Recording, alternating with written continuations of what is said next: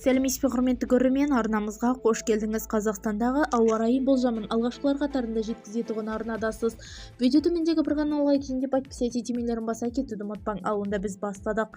Қазақстанда наурыздың соңына дейін ауа райы қандай болады? Наурыз айының соңғы күндерінде Қазақстан аумағының көктем біртіндеп күшейе бастайды. Дегенмен елдің үлкен аумағына байланысты ауа райы өңірлерге қарай әртүрлі қалыптасады. Солтүстік және оңтүстікте қыс белгілері әлі сақталса, оңтүстік пен батыста көктем ертерек сезіледі. Температураның жалпы көрінісі синоптиктердің болжамынша 25-31 наурыз аралығында ел бойынша температура біртіндеп жылиды. Солтүстік және орталық өңірлерде күндіз +2, +8, түнде болса -5, 0 градус. Шығыс Қазақстан күндіз +3, +9, түнде -7, -1. Батыс өңірлерде күндіз +8, +15, түнде болса 0 және +5 градус. Оңтүстік өңірлерде күндіз +12, +20, түнде болса +5, +10 градусты құрайды. Ай соңына қарай көп өңірлерде плюстік температура тұрақтанып, көктемнің жылы лебі анық сезіледі. Ауа райы сипаты Қазақстанның басым бөлігінде ауа райы құбылмалы болады.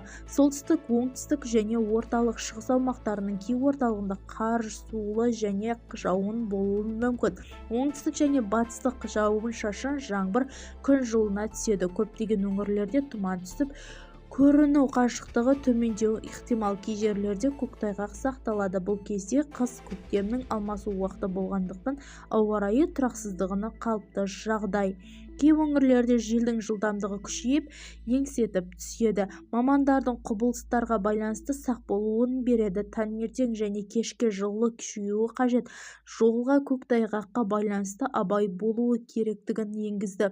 Наурыздың соңына қарай Қазақстанда қыс біртіндеп шегіліп, көктем өз орнын нығайта бастайды. Алайда солтүстік және шығыс аумақтарда ауа райы әлде сақталады. Оңтүстік батыс күндерде аймақтарын жылынады. Жалпы алғанда бұл кезең ел бойынша өтпелі маусым айқын көрінісі көрсетіледі. Бізді тамашалауды жалғастырыңыз. Сау саламат болыңыз.